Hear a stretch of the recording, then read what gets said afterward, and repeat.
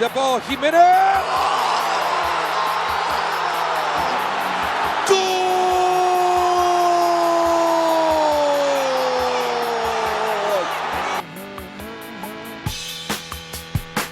He claims it.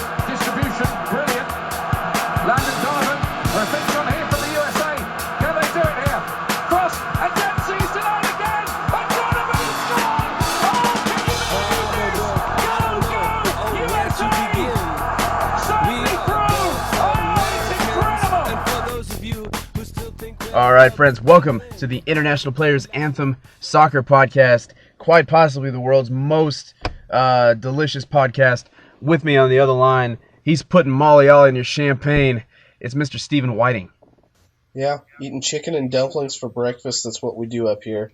Hell getting yeah. Weird, getting wild. South by Southwest coming up this next week, Ramon. Yeah, it's going to be wild. It's going to be a wild week. Basically, South by Southwest is like the scavenger hunt of music. You know, it's one thing to go to Bonnaroo or to go to Coachella, but that's a controlled environment, and you're basically watching bands in a field. South by Southwest takes over an entire downtown metropolitan area. And you got, basically celebrities running around. There was a year where Bill Murray was bartending and he was pouring tequila shots for everybody. And, A-list talent, but A-plus music and having all that in weird, wild places. It's going to be a fun week. And, Stephen, we're going to have you down for that, and we're going to go in. But we have quite a bit to discuss in the world of soccer because it was, basically the World Cup, less than 100 days away now.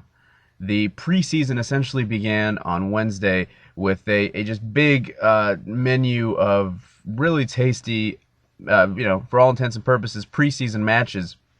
And it's the kind of situation where all of a sudden you think, okay, now I kind of know who's going to be good. I kind of know what people have, and I kind of know who needs to do some work. So, Stephen, I thought it'd be a good way to sort of dissect what we saw.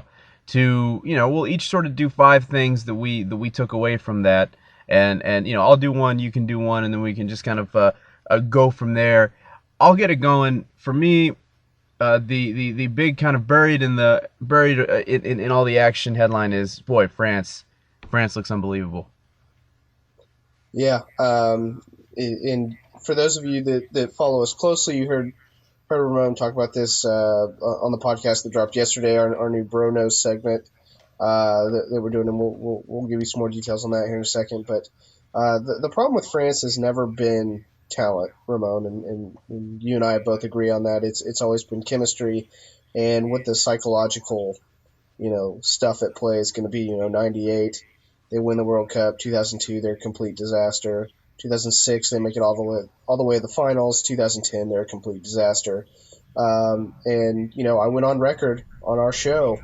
In early November that they were not going to get past Ukraine, and I was pretty damn close. Fortunately, they were able to get it together in Paris, and they got a date.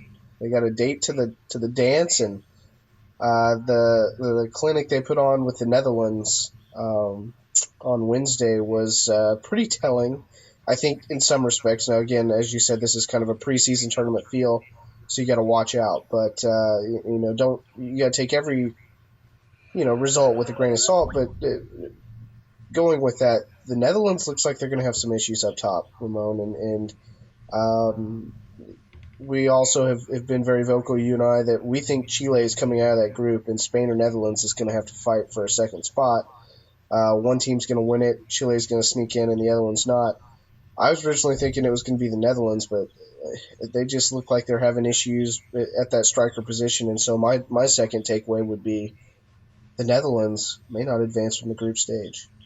Yeah, I can't help but agree right there. I just don't think you're right. When you got problems up top, when you're not scoring goals, and when you're in droughts like that, and then you go against a Spanish team that's going to possess you to death, and a Chile team that has Sanchez who's just sort of firing on all cylinders, I just don't know. I mean, you're just going to have to do considerably better in a short amount of time, and I don't know that they're going to be ready for that. One last thing I want to mention about France is, yeah, exactly. It's never been a talent thing. It's been can they get out of their own head? Can they not be a series of mercenaries? Can they not, they famously, complained and walked out of practice during the 2010 World Cup. I remember talking to a really good buddy of mine named JP, who was from the Ivory Coast. And he speaks French. And so I asked him, hey, do you root for France in the World Cup? Because, they have a lot of African players, a lot of Zidane is Algerian, so they're this kind of like melting pot team. And when they won the World Cup in '98, it was due in large part to all of the multi-ethnic players that they had, and that really established a huge precedent in international soccer to have players from all over the place. And he said, no, I really don't. I don't root for France, and it's because whenever the team does well, people will sort of applaud them, but when they do poorly, everyone turns around and blames the players and it becomes another sort of anti-immigration referendum. So I can kind of relate to that sentiment as a Mexican American that that's always a hot button issue, especially Stephen in our lifetimes here in America. But this team, I just don't. I think they're using that as a nice edge because there's a meanness to France that you don't usually associate with French soccer. There's this edge, and there's exactly with Giroud, with Benzema, with Ribéry, with so many players that are so good at scoring goals in so many different ways. I think that's what makes France so dangerous, is that they have a really wide open, fast style of play that lends itself to getting goals by any means necessary. And they got guys like Giroud that can just sort of purely strike headers, and of course the Arsenal forward, and I think that's what makes them such a scary team going into the World Cup, is that they faced death against Ukraine in November. They made the World Cup by the skin of their teeth.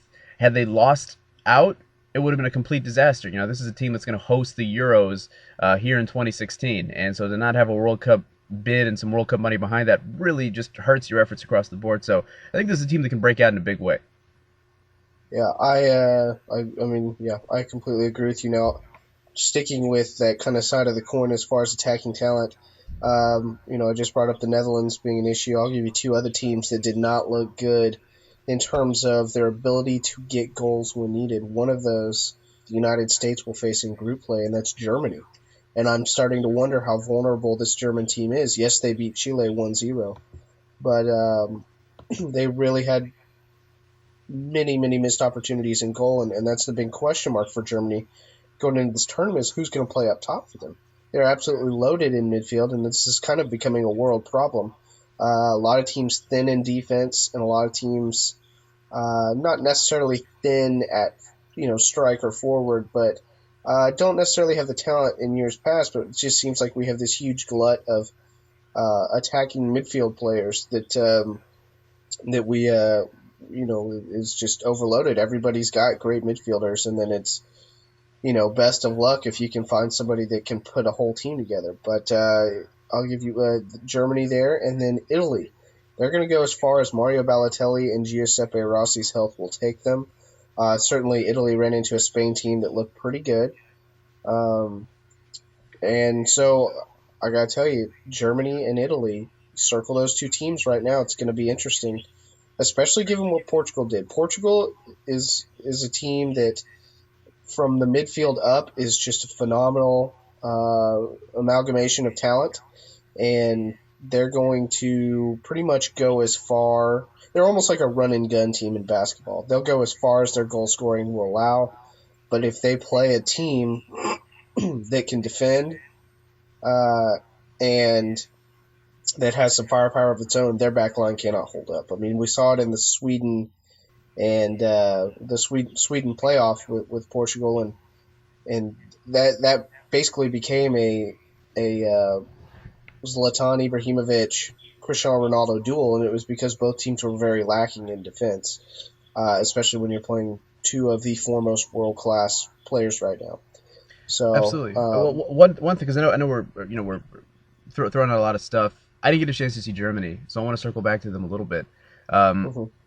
So who's scoring the goals for Germany? I think that's the problem, right? Is they started Klose, who had a chance, just kind of out of respect, and as a veteran guy. Ozil hasn't looked in form playing for Arsenal. Who are the big scoring threats for Germany going into Brazil right now? Well, right now, I mean, we're saying midfield players. Their goal was set up by Mesut Ozil, who plays for, of course, Arsenal. They actually moved him out to the wing. And Mario Götze, the young player, star at Borussia Dortmund over the last couple of years now, moving to Bayern Munich and emerging there as a world-class talent, was the one to punch it in. But the main issue is the strike force they've relied on is aging, and pretty much over the hill. Like I said, you got Klose, who had a chance at setting the all-time German scoring record. You've got Mario Gomez, who was a big name for a long time. He's now in Italy, but he's returning from injury. Then you've got Lucas Podolski, who's really just kind of past his prime and is moving more into becoming a wing player than an out-and-out attacking threat in that sense. And then it really drops off. You could move, and I think this is what they're going to end up doing. They're going to end up moving Thomas Müller up top, like he's done with Bayern Munich when they've been in a pinch for striking talent. There's one guy named Stefan Kiesling, plays for Bayer Leverkusen, has been a fantastic talent in the German league for the last couple of years, but apparently has a feud going with Jogi Löw, the German coach, and so that kind of hampers them. And our good friend Rudy, who we had on a couple months ago to talk about the German Bundesliga and all of that, was telling me that it's a genuine concern who's going to play up top for the Germans. So it's hard to know.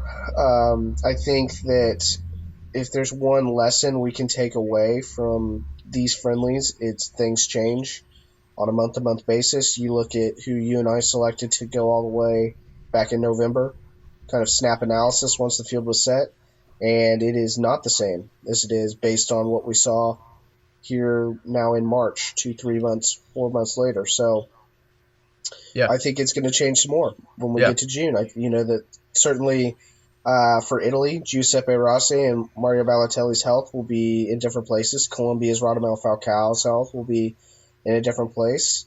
And Mario Gomez for Germany will be in a different place. So it's all going to be, kind of like the NCAA tournament. Who's hot now? Who's healthy now? And what do those teams look like? And then, of course, the matchups. So, Well, getting back to the friendlies, because there was a couple other things I think that are worth mentioning, and before we get to the United States and Mexico, I think for me, England was just same old England. There's this sort of, there's been a bit of a chip on England's shoulder because it famously missed the 1994 World Cup, which was just it was just a huge omission to not have England in their 94. I think they missed the Euros in 2008. And so they go through these sort of spotty phases in recent history. And right now, again, England at a glance, it's a generation of 30-plus talent that really didn't go anywhere, that could have peaked in 2006, and didn't.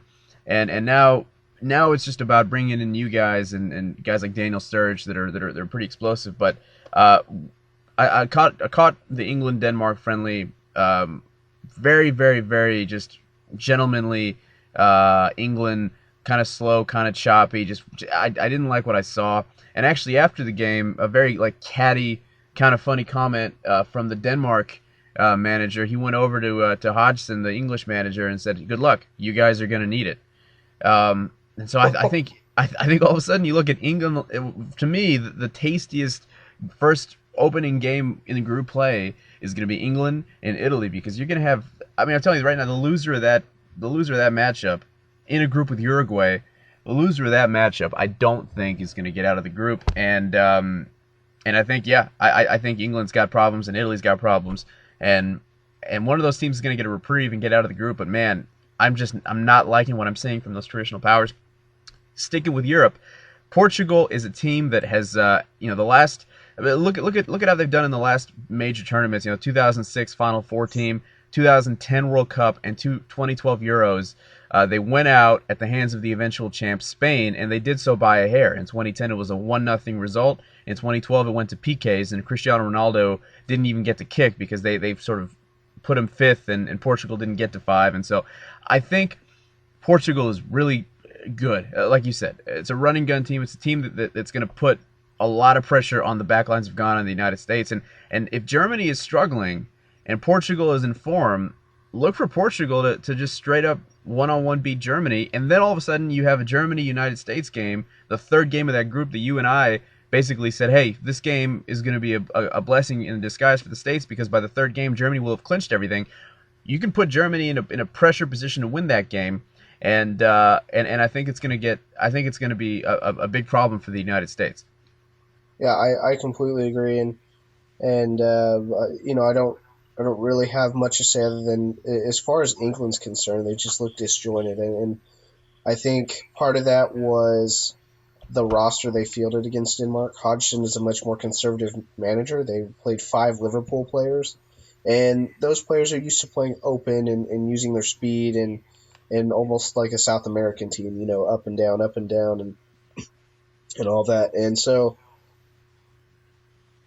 I, we're gonna have to sit down and do another post and really break this down, because I just don't know that the people at home want to listen to us go game by game like this. But I think it's something people are going to have to sit down, have a 6-pack, and read at their own leisure, because there's plenty to talk about. 2 other games I want to circle before we move on, because I really do want to get to the U.S. stuff, and we've already spent a good 10 minutes on this. But Korea fielding a lineup much more similar to what we're going to see, goes to Piraeus and beats Greece 2-0. Greece's first loss since March of last year. So circle that. Interesting. Now, Greece hit the crossbar 3 times. Take what you will from it. Their coach said their heads weren't in it. Again, take what you will from it. Ghana losing in Montenegro 1-0. Okay, looks like a pretty bad result on the face of things. Turns out they gave up a penalty in the first minute of the game, completely dominated the game from there on out.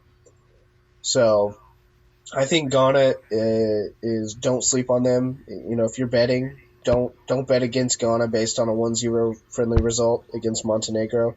Montenegro is a very, very good team, a team that is that's been to a World Cup before. But just a couple takeaways there. Now I want to get to the U.S. because, first of all, don't panic, people. Don't panic. And before we that jump was off not the an legend, A team. Exactly. And one quick point I want to make. Traveling that far east is hard at any level. You really can't put really any blame on the United States as a whole. Experimental lineup, way the hell out in Eastern Europe, and the game was in Cyprus. A couple weeks ago, Tottenham Hotspur went to Dnipro and played a Ukrainian-based team, went away with a loss as well. And so I think it was a good test for Klinsmann's boys to travel and to face that kind of adversity. So I'm not worried about the result. I'm a little worried about what we saw in the field from some of the works in progress. And Stephen, I'll let you start. Yeah, pretty much the entire back line I had a huge problem with, but yep. I don't know. We really only had, one player out there who could start on that back line, and that's Jeff Cameron. And I read some of the recaps from the soccer writers and stuff who were going a little wild with it, and my impression was this: it's really difficult to evaluate anyone on that back line outside of the 2 center backs who played so atrociously bad. You just, when the whole back line's playing bad, it's kind of hard to independently evaluate how certain players are going to play. If this had been a competitive game, boy, it shows you how much those MLS players matter, especially in the back. Now, I thought we played better once we moved Fabian Johnson back, and I think that, and you tweeted out my prospective lineup coming up in June, and I think that, especially against a team like Portugal, we're going to need a guy like Fabian Johnson back there instead of DeMarcus Beasley, simply because he's 6 feet tall versus 5 feet 8. And, when you're playing Cristiano Ronaldo, you're going to need that height in there. Other than that, I think it's going to be DeMarcus Beasley's spot to lose the left back position. But I think, Ramon, the scary thing, and it's hard to know, our strikers did not play well, but when they're not getting any feeds out of the midfield, there's not a whole lot you can do.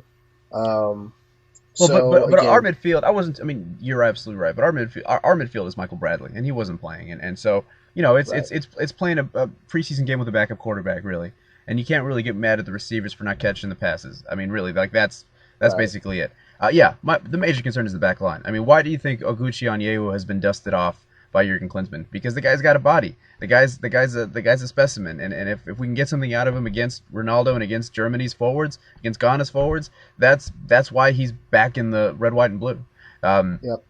Onyewu did not look in form. He just was kind of clunky. Basically the same Onyewu we've seen from the last few years, and so I think the back line is a liability for the United States, and that's priority number one if they're going to be competitive in the World Cup. Yeah, well, you hit on it. The difference is Michael Bradley is an elite, world-class level player, and I don't care what people say. He's not one of the best 50 midfielders in the world. I don't necessarily know that that's true. He did nothing but perform excellently for Roma when he got a chance. His scored some unbelievable goals in Europe over the last decade or so. And this team really goes as he goes. He is like you said, the quarterback. I mean, he's your Peyton Manning. I mean, yes, he's got some Marvin Harrison, Reggie Wayne types, and Landon Donovan and Clint Dempsey, but it's Michael Bradley's team, and there's a reason that those in the know that he is the best player wearing the Stars and Stripes right now. Now, that being said, up top, we have some issues, and I think that that's going to ultimately be the story of this World Cup is, yes, this team can defend moderately well. Yes, this team can score moderately well. But when you're playing world-class competition like Germany and Portugal, and to some respect, Ghana, who has its fair share of world-class players as well, those cracks begin to show.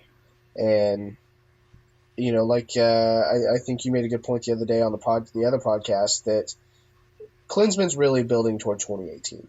This is a team in transition, and you and I have both said that before, and that I think is what Americans need to stay grounded with. This is a team in transition. The Beasleys, the Donovans, the Dempseys, they're moving on. This is it. This is their last hurrah, and it's time to blood the next generation and let 2018 be Michael Bradley's last hurrah with some of these guys that are coming in. Julian Green of Bayern Munich.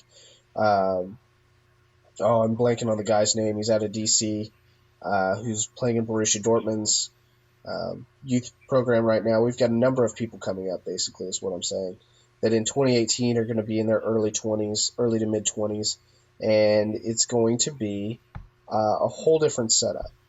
So, keep in mind, this is a process. This is a long-term thing, and as far as the United States national team is concerned, it's just the way it is, and it's not pretty. It's an unfortunate draw. I think a lot of people are going to be disappointed in the product that we end up seeing this year. I'm not saying that we won't come out of the group stage, but it's a huge, huge ask. So, as far as the Ukraine game, nobody freak out. First of all, Ukraine is a world-class team, a team that was one goal away. All they needed was a single goal in Paris, and they would have been in the World Cup on their own merits. But we by no means fielded an A team, and really by no means even fielded a B team.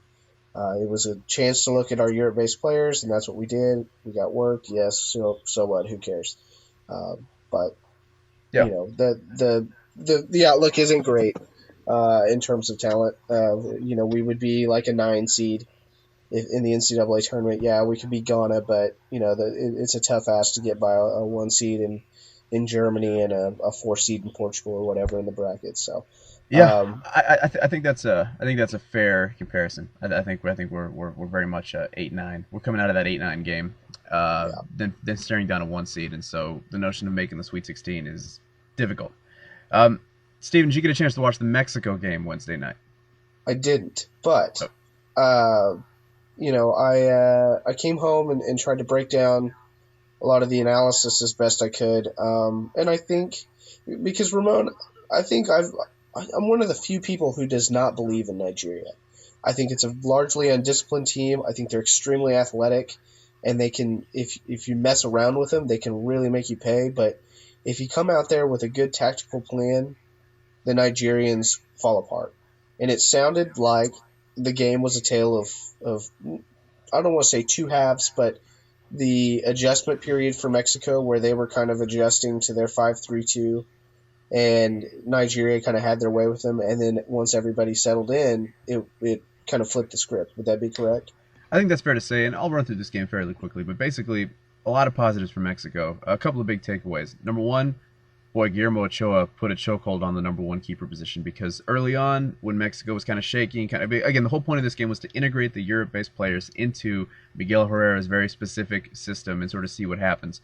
And so, yeah, early on, it was just a very obvious work in progress with some some holes in the midfield, and Nigeria struck early and often. And Guillermo Ochoa, boy, was really on his game, reacting unbelievably and making some saves that I don't know that Jesus Corona can actually make. And so Ochoa, I think, right back in the conversation of the number one keeper. He's certainly the talented guy. We've said this a lot, the most talented guy, but people have had a hard time trusting him outside of the box. But man, his reflexes look pretty unmissable. And especially, take number two, Rafa Marquez. I know that we've already anointed him the captain and the starter, but he did look a little rusty, and you're really going to have to help him out there on the back line, and you're going to have to pair him with some stronger left backs and some stronger wing play if he's going to be effective. Although again, Rafa Marquez, old man Winter over there, he can do a lot for Mexico. Well, he's a guy who was a linchpin of those early Barcelona teams that started their world domination. I thought Andres Cantor had a great tweet after that game that basically he showed his how world class he still is, but at the same time he showed his age. And Yep. I think that's one of the points that I've always harped on over the last couple months is, when you're in the World Cup and you're playing teams like Brazil and Croatia that have speed up top, that's a huge question mark for a guy like Rafa Marquez. It's not a question of his talent. It's literally a physical. Does he have the physical tools at the age that he's at to compete at that level? So. Oh, exactly. No, and it's another thing to have a guy like Didier Drogba or Samuel Eto'o up top that can just sort of finish the snake. It's another thing to rely on a guy to defend world class players that are making runs inside the box. But again, Mexico has enough young talent around that I think they're going to be more or less okay. Number three, Andres Guardado, been on the national team since about 2006, been to 2 World Cups, instrumental in the 2011 Gold Cup win. Been kind of in exile because he fell out of favor a little bit and sort of seen as the face of the 2013 qualifying failures. He looked damn good, very effective, and all of a sudden the midfield position battles are going to get very, very hairy and very murky, and I'm hoping that Mexico can do something with that. I guess lastly, the big problem, of course, was Chicharito injured, and we're not really sure how long he's going to be out. Doesn't seem like a major injury, but when you're in a really cutthroat battle to start for Mexico, all of a sudden you got Chicharito hurt, you got Giovanni Dos Santos hurt, and it's just all the more reason for Oribe Peralta to be the unquestioned up top striker, because Peralta had a couple of crossbar hits, but same old kind of a play. The guy's tall, the guy can score from anywhere. He's the kind of guy that can just bring down deep passes and just give him that great kind of soft touch, almost Neymar-esque in terms of an ability to connect from deep and really put some shakes into the goalie when you test him early like that.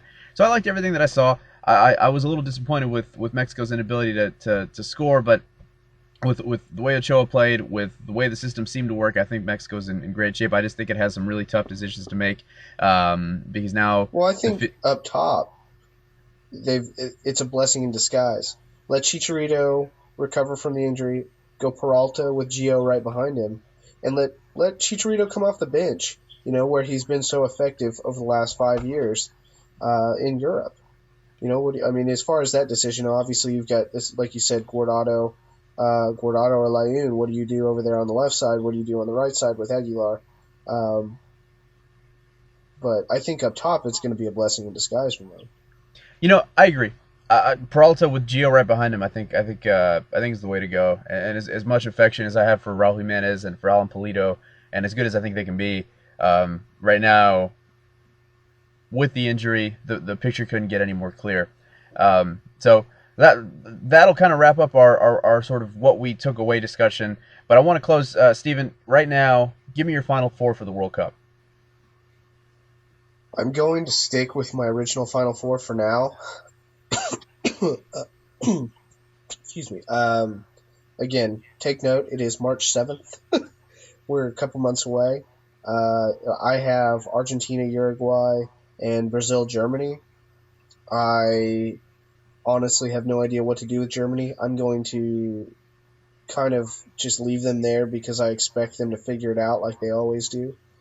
I don't think Brazil, Uruguay should be questioned at all. I think they're getting there. Argentina, I'm not sure with.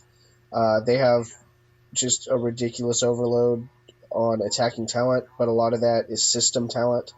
Leo Messi is a great player, no question about it, but he works in a specific system with players whose goal is to set up Messi, and he's playing with guys like Di Maria and Aguero who are going to look for goals themselves, and I think that really hinders their ability to win games. So I'm going to stick with my original Final Four, but expect it to change.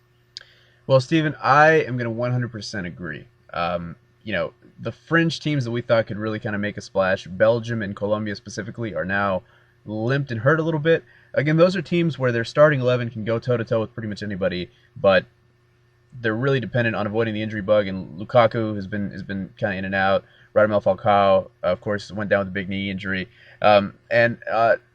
I guess beyond that, Spain, we haven't even talked about Spain, but Spain look really, really good. Their system is really, really good. They're gonna suffocate some people. They're gonna run into a kind of a tough bracket, and I don't see them getting by Brazil.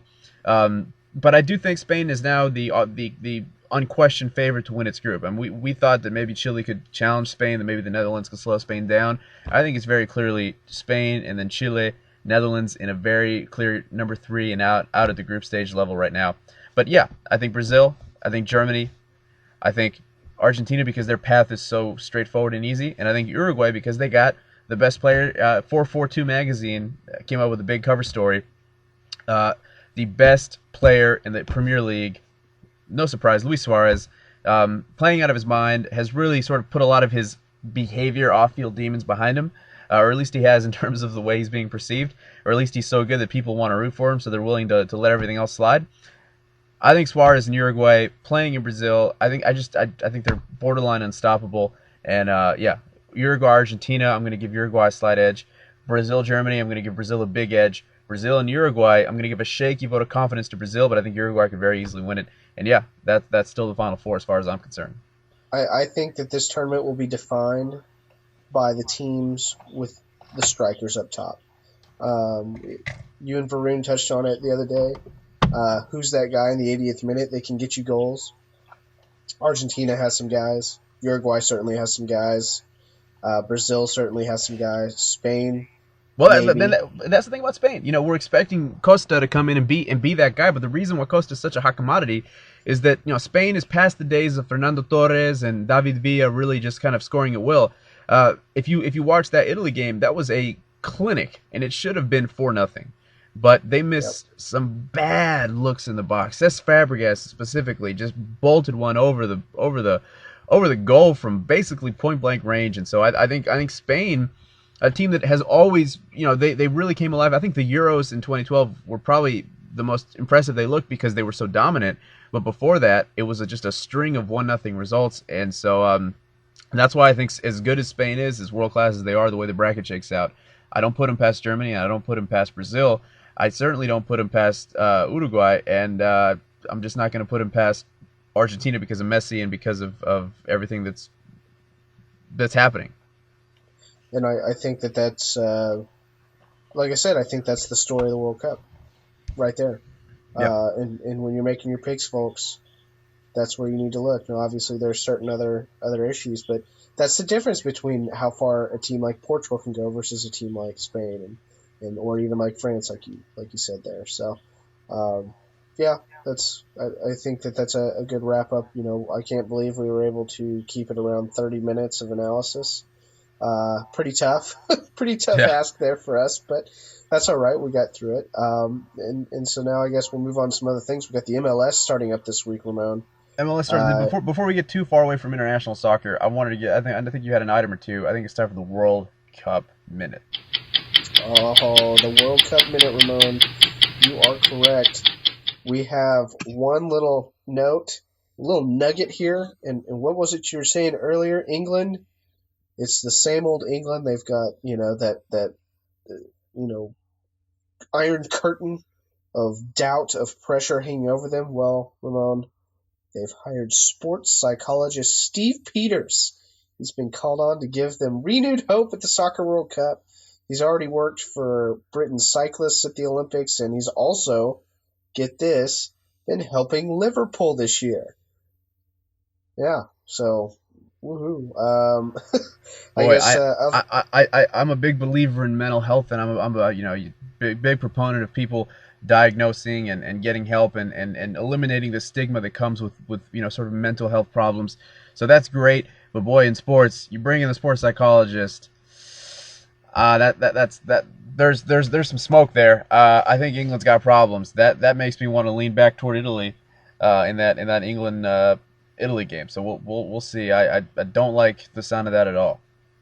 Yeah, well, whatever. It's just kind of. I think it's more media than anything. The Wire story talks about his methods. He has like a chimp paradox and something else. But of note, Bradley Wiggins, British cyclist, has won back-to-back Tour de France's and the London 2012 Games. So, it is what it is. We'll see what happens. I think it's going to have more to do with what the manager does. Steven Gerrard, was talking about, but. Yeah, and Steven, I'm sorry to cut you up, but you're right.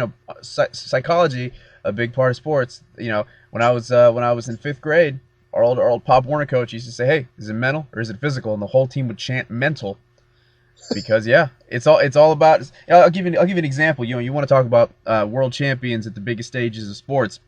Monday night, I'm at my company bowling league, having a couple of drinks, and the next thing you know, if you think about it, bowling is basically a field sobriety test. I'm just losing my balance. I'm going over the line. I had 5 fouls in 3 games. First fouls I've even had the entire season. So definitely, you got your mind right, and you got a big path in front of you. And I think that's going to be our World Cup minute. Yeah, speaking to your bowling stuff, man, you got to get it together. You gotta lock it up, man. I know, man. I got. I may or may not have a drinking problem. It's been problematic. But you know what? We got some other big stuff to talk about, because now, Stephen, you and I came together. We spent a few months really analyzing the field and picking an MLS team. We decided to go with our beloved Sporting Kansas City, and now the MLS. And they've rewarded us. They rewarded us with a championship in December. MLS soccer is back, folks. It's back Saturday. Set your DVRs. Check your local listings. That's right, Ramon. We've got the MLS this weekend. We've got the Seattle Sounders taking on our beloved Sporting Kansas City in the kickoff of MLS. It's 3 o'clock Eastern game, Saturday afternoon, so circle your calendars. Clint Dempsey-led Seattle Sounders, of course, the kind of trendy it team in the MLS with their ultra-cool fan base and whatnot, taking on our beloved Sporting Kansas City, the defending champions. And Ramon, before I get your thoughts, I don't want people to be alarmed, but we've encountered technical difficulties, as is occasionally wanton to happen. So Ramon Ramirez now joining us via speakerphone for the rest of the podcast. Ramon, we take these things in stride. We will not go quietly into the night. Oh, see, I appreciate you working me in here. I feel like this kind of legitimizes our trade a little bit. I feel like I'm the crazy guy calling into the radio show and complaining and giving weird tips. Basically, MLS. I've been to 5 or 6 MLS games. All of them were DC United affairs, and I really enjoy MLS. I think MLS is a very fun, good product. It's difficult because as Americans, we want the best. We want the best leagues, and that's why we're willing to wake up early and watch the Premier League and watch the Champions League and watch these major games. MLS, I think the reason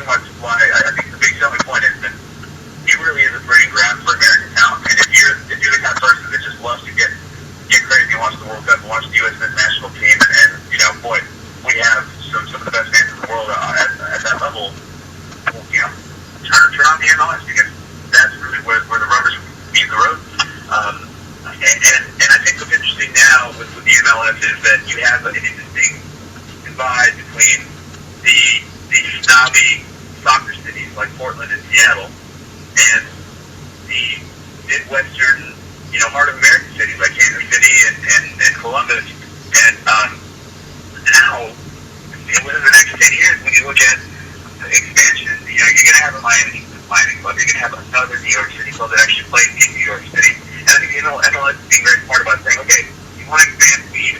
We don't care if you're Oklahoma. We don't care if you're San Antonio. We want a city. We want a soccer stadium downtown. We want to sell people on that kind of line. I think part of the reason why the last Miami team went under and why the Dallas Burns struggled so mightily in the 90s because those are basically suburban teams that nobody came about. Like Jay Field goes around the notion that the soccer moms were going to raise soccer kids and we're going to grow up to be soccer fans. But that isn't what happens. What happens is the soccer moms raise soccer kids to go out to play lacrosse and football and basketball and all sorts of other sports. And so I think to win over America, you have to have inner city cities. I was very taken this week because there were talks. Austin, my current place of residence and hometown, looking into expansion, looking into becoming an MLS franchise. Big problem there is that San Antonio is a little bit ahead of Austin in terms of infrastructure, and it's a bigger market. But Austin is a very desirable place. It's now the 11th largest city in America. It's one of the largest growing cities. It's the largest growing city in America.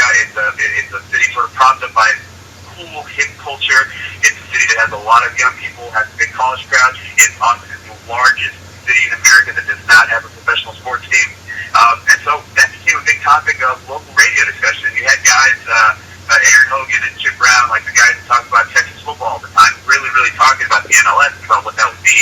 And the consensus is that it would be a good thing, but the consensus is that it would be a really unique, great downtown experience to have in a city like Austin, in a place like Oklahoma, because I know that Oklahoma has been looking into becoming an MLS franchise. If you get to that point where you have soccer-specific stadiums in downtown, I don't see how the game doesn't become a huge deal. And I don't see how in 15 to 20 years the MLS isn't, ahead of the NHL easily, which is arguably kind of at that level now, but also ahead of, potentially the MLB.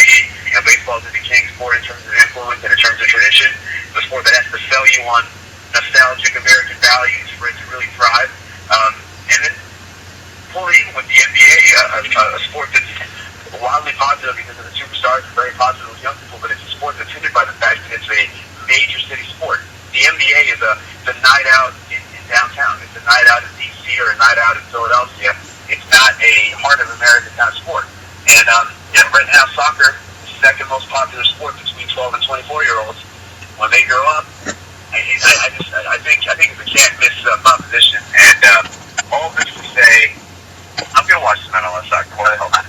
Yeah, no, I'm gonna excuse me, man. I gotta tell you that the old illness is catching up with me here, but I gotta piggyback a little bit on your point and say that the way that soccer works and what I tell new soccer fans is it's about community. It's about community. And you're exactly right with the way the Dallas Burn there. We're just hoping everybody drive up to Frisco and all the suburban folks would be about all that. But you're never going to get new fans that way because it's a boring way to watch the sport. Seattle and Portland have done such a great job because like you said, it's a downtown spot. You go, you have your drinks with your friends, you chant. There's so much more to watching a game of soccer in those locales. And that's how you're going to get new fans, and that's how you're going to get it to catch on. It does not have the benefit of being a quick, up-tempo sport like basketball or hockey. It's more like baseball, and I think that's where it has an edge over baseball. And I think you made a great point that in 25 years, it could mount a serious challenge to baseball because baseball is a sport you go and watch as a leisurely day out. And the way our culture has gone with 24-hour news cycles and stuff, baseball is just too slow for the American. And soccer, I think, in some respects is that way. We haven't Americanized it either, which I think is a huge deal and is really the thing that we're waiting on. I think that Fox selecting Gus Johnson to be their play-by-play guy here in 2018 could pay it really big dividends in that regard. But most importantly, it's about community. It's about drinking with your friends. It's about arguing over who's better, the MLS or the Mexican League or what have you. So I think you make a great point in that regard. And the MLS is an up-and-coming league, and really the only way to familiarize yourself with it is to really baptize yourself in the culture and kind of learn about what the merits of Chicago are versus Los Angeles or what have you. And so certainly it's going to be it is the sport with the most room to grow, and you're going to see a lot of cities investing heavily in it and trying to get on the train there. It's kind of the hip thing to do as far as cultural development right now is to bring in a soccer franchise in the United States. So. So Stephen, I think we're a little fresh in the show. What are you watching this weekend? Well, certainly MLS. I think if you or I don't watch the MLS, we will be labeled as hypocrites, Ramon. So we both got to tune into that 2 o'clock Central Seattle Sounders Sporting Kansas City game. There's some big games all over the world. One of the biggest and the best matchups I would recommend is going on in the Italian Serie A, 3:45 p.m. Eastern on Sunday.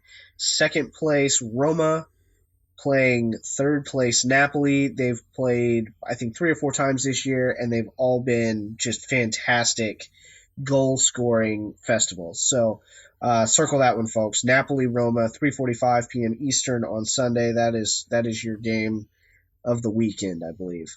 I'm watching, of course, my legitimately beloved. I've been like this. And you sent me a really cool video. Adam Richardson, who is also top man apparently, and he wanted to visit White Hart Lane. But I'm a big. I love everything about this team, this particular team, and the way that it's unfolding. But Tottenham Hotspur taking on Chelsea, time 5 matchup, 11:30 Central, 12:30 Eastern.